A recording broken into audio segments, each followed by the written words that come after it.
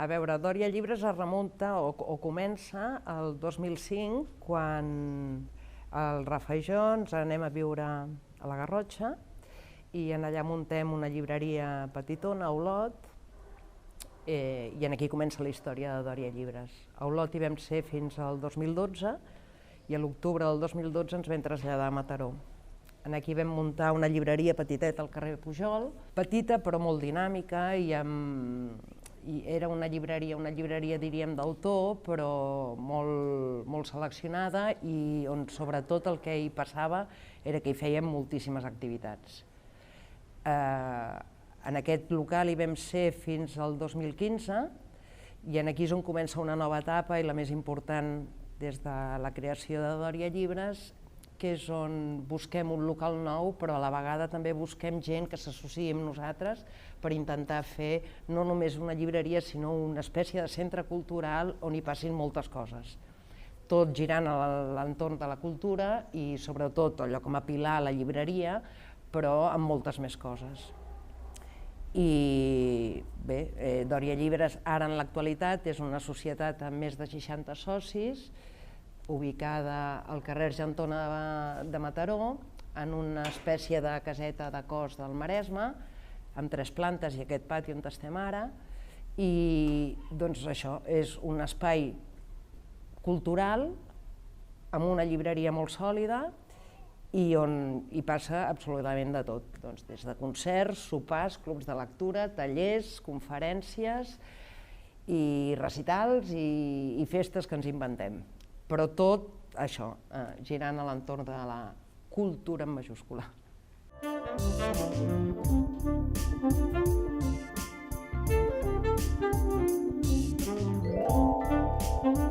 Per entretenir-nos, per saber-ne més, per créixer, en fi, no sé, per tot, no? Jo em fa l'efecte que sense llegir, no sé, és que no podríem saber-ne més, és que no podríem distreure'ns, no podríem viatjar a altres bandes. Mira, ara mateix, amb la pandèmia, no? Això ens ha permès, doncs bé, anar a l'altra punta del món, si cal, i conèixer altra gent, altres històries, altres cultures, és coneixement, és entreteniment, és tot.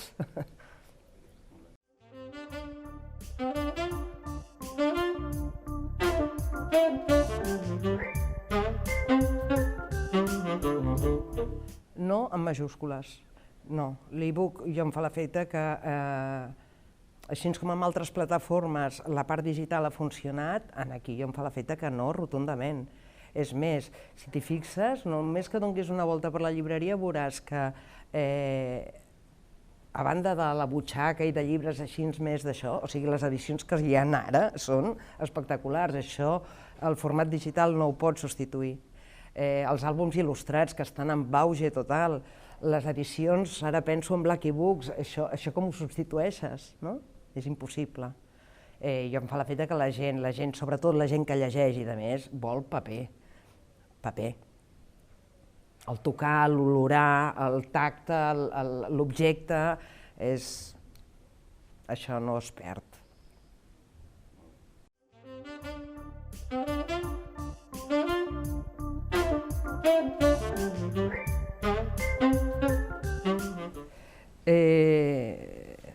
A veure, plorar entre cometes, o sigui, plorar, me'n recordo d'un llibre de la Imma Monsó que vaig plorar, allò, moco tendido.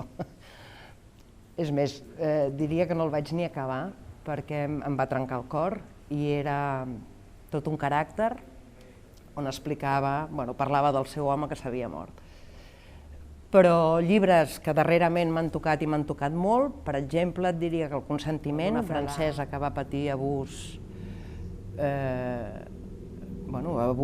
d'un tio que és un personatge públic a França, un escriptor que a més anava subvencionat pel govern francès, i que aquesta noia, del qual es va enamorar amb 13 anys, i va mantenir una relació que ell, a més, alardava que era per ensenyar-li com anava la cosa i la vida.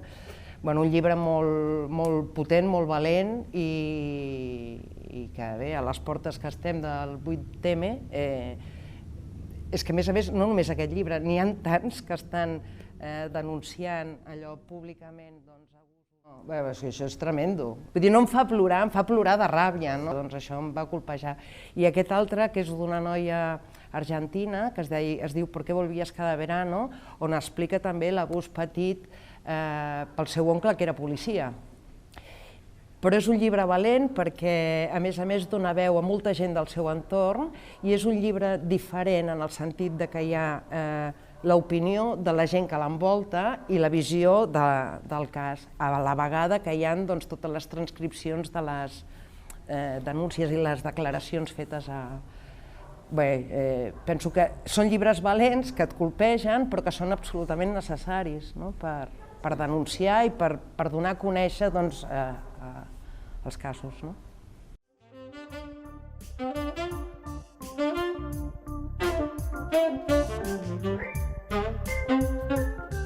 Canvien els gustos? No, perquè, com et deia abans, sí que el que nosaltres fem veient tota l'allau de publicacions que hi ha és una selecció molt clara, amb la qual escollim molt el que oferim. Llavors, canvi de gustos jo et diria que no.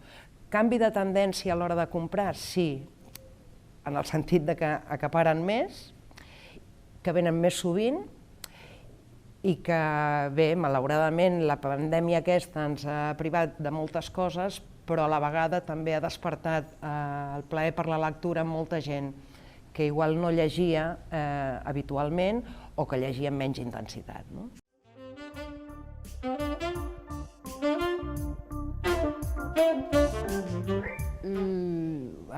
Un llibre concret no et diria, sí que una de les coses que fem al Rafaion aquí és empapar-nos molt de llibres, llegir, intentar llegir molt per poder recomanar. Tenim una clientela que es refia molt, diguem que molt fidel, i que es refia bastant del que els hi recomanem. Llavors jo no et diria un llibre en concret, però sí que és veritat que hi ha uns quants llibres que durant aquest temps han funcionat. Això també va una miqueta en funció del que es publica o de la novetat que es treu i del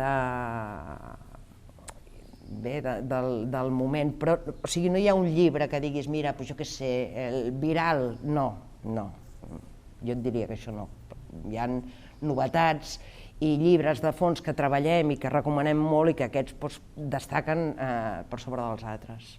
Jo et diria que també és veritat que la nostra oferta és més de literatura que no d'assaig. Sí que en tenim, però aleshores potser destaca més, podria destacar-te més segons quins títols, i segurament perquè també el client o el lector final també el que vol és evadir-se d'això.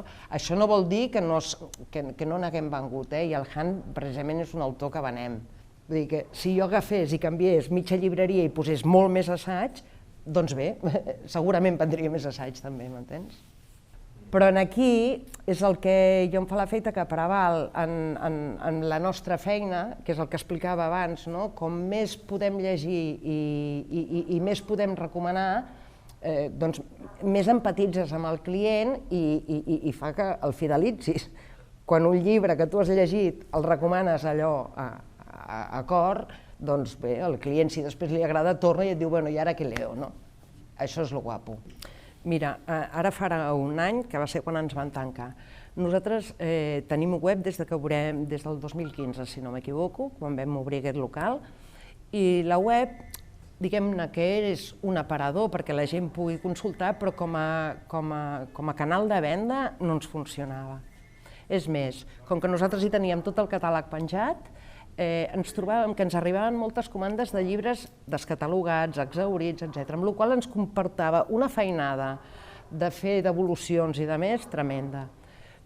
un mes abans, o sigui, al febrer del 2020, vam estar arreglant la web i vam decidir donar l'opció de comprar a través de la web només d'aquells llibres que físicament tinguéssim a la llibreria. Això va ser oli Montllull, perquè quan després, al cap d'un mes, ens tanquen a les portes de Sant Jordi, perquè recordeu que faltava un mes i poc per Sant Jordi, comencen a entrar comandes. De fet, el Rafaió em fa l'efecte que quedar-nos a casa tancats pocs dies, molt pocs dies, perquè veient la quantitat de comandes que entraven, el que havíem de fer era baixar aquí a gestionar-ho. Això va anar molt bé, per què? Perquè la gent quan entrava a la web feia comanda d'aquell llibre que nosaltres teníem aquí, amb la qual cosa vam començar a servir comandes de forma escandalosa. Però això t'ho explico perquè a partir d'aquí la web s'ha reactivat i ha començat a funcionar primer en els primers mesos molt perquè lògicament estàvem tots tancats, però després és un degoteig i van caient comandes. La gent també ha entès que pot veure si jo tinc un llibre o no, per exemple, fer la comanda i en acabat passar-lo a recollir per aquí. També t'he de dir que, per exemple, a Amazon, nosaltres a Amazon ni aigua, perquè aquesta gent s'està carregant tot el teixit comercial no de Mataró, sinó de totes les ciutats. I jo crec que una ciutat sense comerç és una ciutat grisa, fosca, on no hi ha aquest intercanvi entre la gent, és un teixit social que, en fi, que...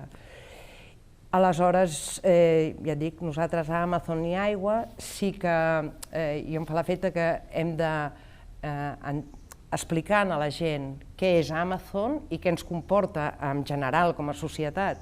I això és el que fem, explicant a la gent, no, és que això si ho compro a Amazon en 2 dies ho tinc. Tu sabràs si aquesta necessitat que tens és de 48 hores o pot esperar uns dies més. Jo penso que s'hi ha de pensar en això, perquè sí que a veure la part de comerç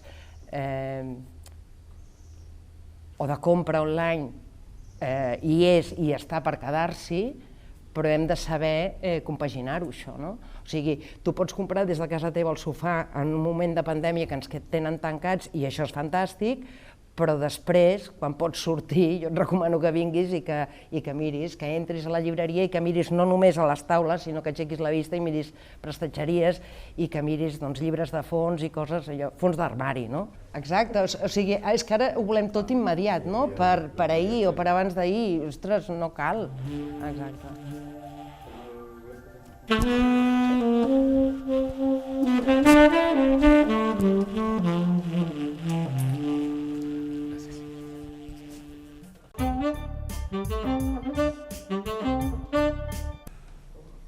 El futur del món cultural al nostre país jo crec que sempre ha estat bastant sota mínims, no ara, no. Abans de la pandèmia, als anys 90 i als anys 80. I sempre és una lluita directa, sempre tens de reinventar-te tant el que és les llibreries, el que són els músics, el que són tot el tema artístic, que sempre, és un país que no aposta gaire per la cultura. No, seguirem lluitant sempre. Jo crec que amb aquest ritme, amb ganes, si t'agrada la cultura, lluitaràs per ella, perquè un poble sense cultura, on va? On anem? Sense música i sense... Jo no ho entenc, jo entenc que sempre tindrem que lluitar. De vegades trobaràs un polític més obert de mires i de vegades un tancadet, però, hòstia, és que l'aposta tindria que ser un pacte d'estat. Pum, la cultura és un bé essencial i presencial. Els municipals ja els estem demanant últimament i estem tenint bona resposta perquè hem ajuntat els llibreters de Mataró i estem lluitant per recuperar les llibreries, les biblioteques. Estem intentant recuperar el dia de Sant Jordi. Aquí es feien 3 dies a Sant Jordi, fa 3 anys, i es feien els 3 dies el 10% de descompte, que és una locura. I hem aconseguit que només es faci el 5% el dia de Sant Jordi. Perquè Amazon et fa el 5%, però és que nosaltres fem el 5% durant tot l'any als nostres clients. Vull dir que la gent no ho sap. Vull dir que...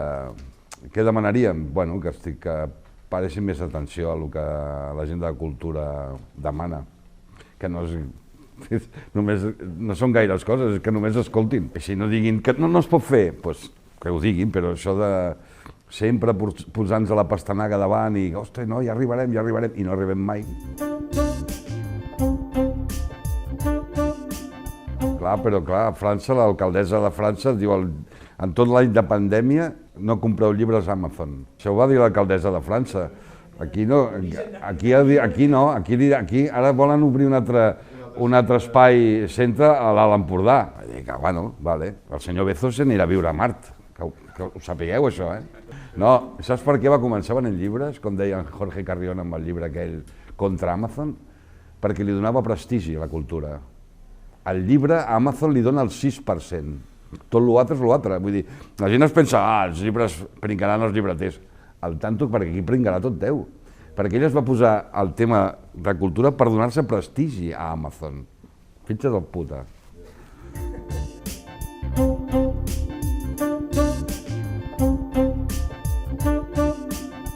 Bueno, el llibre és el que abans deia la Núria, que el llibre, tu t'agafes el llibre, te'n vas al teu racó i amb aquest llibre pots experimentar quantitat de coses, marxar-te realment de la ciutat, anar a llocs diferents, conèixer persones diferents, actituds diferents, que et donen uns valors i que, hòstia, t'eixamplen la ment i el poder de ser més crític, perquè si tots anem al mateix pedal, hòstia, és que clar, la societat...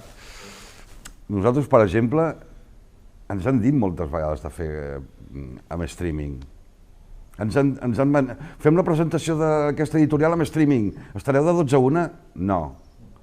Farem un club de lectura amb streaming? No. Nosaltres hem reduït els clubs de lectura al 30%, però els hem fet presencials.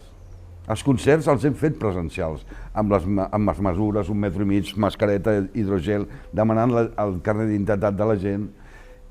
És que la cultura és presencial perquè els humans som fràgils i ens acostumarem a palancar-nos al sofà, al Netflix. Hòstia, el concertito d'aquest, pum, i aquest llibre, que me'l piquin, i l'audiolibro.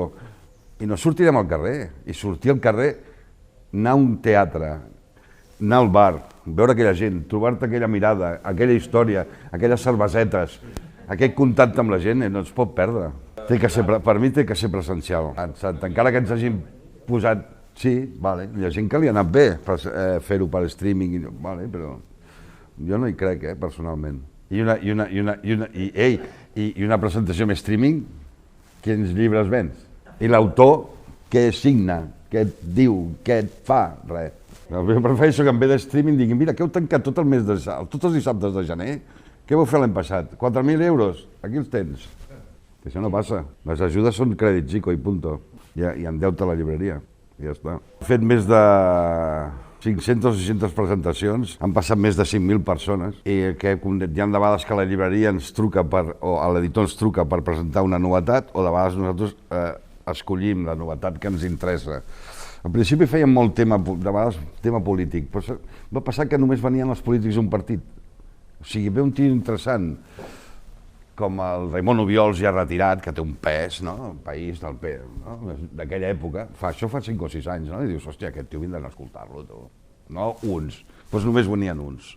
Hòstia, va vindre la Núria Cadenes i vam dir, hòstia, una lluitadora com aquesta que està a passo, tio, aquí és de la CUP, bueno, és que potser saben ni qui és, no van vindre ningú.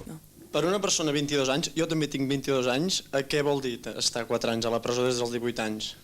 La veritat és que és molt dur perquè creixes d'una manera diferent també, no? I ara, sobretot ho he notat ara al sortir, no? Que et notes superdiferent, ni més gran ni més petita, diferent, no? És molt dur. Tu, se suposa, dius que no ho saps perquè has estat tancada, però has sigut per... has estat una presa política. Exacte, home, jo soc independentista, vaja, i una altra acusació no hi ha, ni proves, vaja, si no hi ha proves se les inventen. Llavors es vam decidir muntar-ho ja més literari.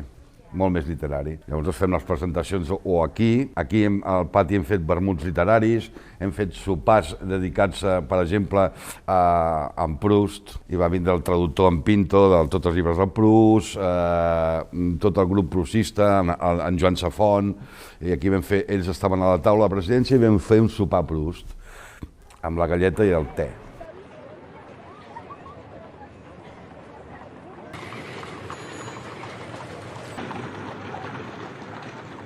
Hem traduït a William Blake amb aperitius literaris, hem fet poesia en directe, A l'Ian Gibson vam fer un homenatge, que va vindre l'Ian Gibson, a Federico García Lorca, i només va anar a Figueres i va vindre aquí a Mataró.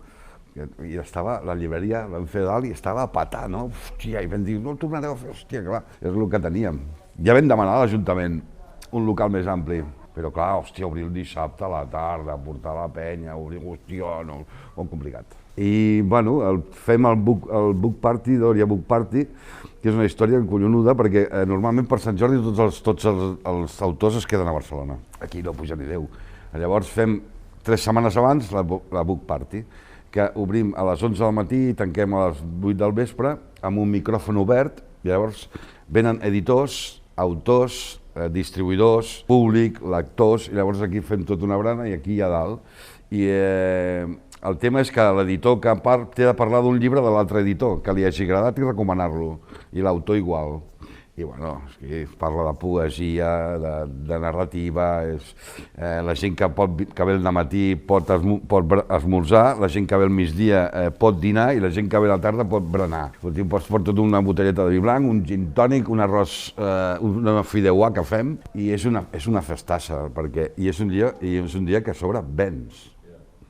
Perquè aquí es troba, jo què sé, l'Aniol Rafel amb la Brogi, ha vingut la Boigues del Club Editor, ha vingut en Cots de 84, ens ho hem passat bé, ha vingut l'Anna Rei d'Ara Llibres. Hem tingut, bueno, les fotos ho veus, no? I venen cada any. El que passa que aquest any no ho he pogut fer. Clar, fer això per streaming això és el que et dona les llibreries i que no et dona Amazon. Això et dona a les llibreries fer clubs de lectura, que fem també clubs de lectura, fem concerts de música. Vam fer un especial Out, els Outsiders de la literatura, amb el Hall, del poema d'Allen Ginsberg, que va durar 2 anys, cada divendres, un cop al mes fèiem el Hall, que obríem la llibreria a les 10 i la tancàvem a les 12 de la nit. Howl for Carl Solomon. I saw the best minds of my generation destroyed by madness. A la llibreria petita, vull dir, sempre hem estat fent coses perquè la llibreria, a través del llibre, que hòstia, la cultura en general, que això sigui un petit, aquí s'agenta gent, foten cafè, comenten la jugada, hòstia, i que sigui, bueno, un recinte, un refugi cultural per tothom. Músics, també fèiem, al Nadal fèiem art de Nadal, tipus com feien a Vinson, les que es posaven els artistes. L'Àlvar Ferrer va exposar, que era un conegut també nostre de l'adresa, l'Àlvar Ferrer ha exposat. Fèiem exposicions d'art que duraven tot el Nadal, al pis de dalt. La gent comprava art, comprava un quadre, comprava un llibre, hem vengut llibres amb vins. Aquest any hem fet xocolata, de la gent d'Olot del Cacau, que és una pastisseria que està a la plaça, un lluitador, en Lluís i la seva dona, i tenien unes xocolatines que era de la Gerda Taro, l'Àngela Davis i la Frida Kahlo, no? Clar, tu compraves un llibre i foties la xocolatina amb l'estètica d'ella. Bueno, sempre estem intentant rastrejar el mercat, fer una diferència, coses que Amazon no et pugui donar, perquè ells no recomanen. Mataró té que saber que és la capital del Maresme, que de vegades no exerceix de capital del Maresme. Té aquesta por perquè Barcelona té 30 quilòmetres, però jo amb una conversa aquí amb el senyor Cunelles, amb en Cuyàs, que en Pau descansi, i amb el de la 22, que no me'n recordo com es diu, vam estar parlant d'això amb tot un grup de gent després d'una presentació, i jo vaig dir, escolta, Roba Faves era una llibreria de referència i Barcelona està al mateix lloc que està ara. El Festival Cruïlla va néixer a Mataró i se'n va anar a Barcelona, però va néixer aquí. Jo aquí he vingut i he vist en Maceo Parker en directe. Clar, aquest festival, clar que el tens de regar de tant en tant, perquè si no la llavor es mora i no la veus regar i se'n va anar a Barcelona. Però no és que Barcelona estigui tenda, si tu confies en la teva ciutat, són 130.000 habitants aquí, si tu confies en la ciutat i el Maresme, t'envoltes del Maresme, hòstia, és que hi ha molt de guanyat, clar, aquelles pors, no, és que això Barcelona, és que això Barcelona.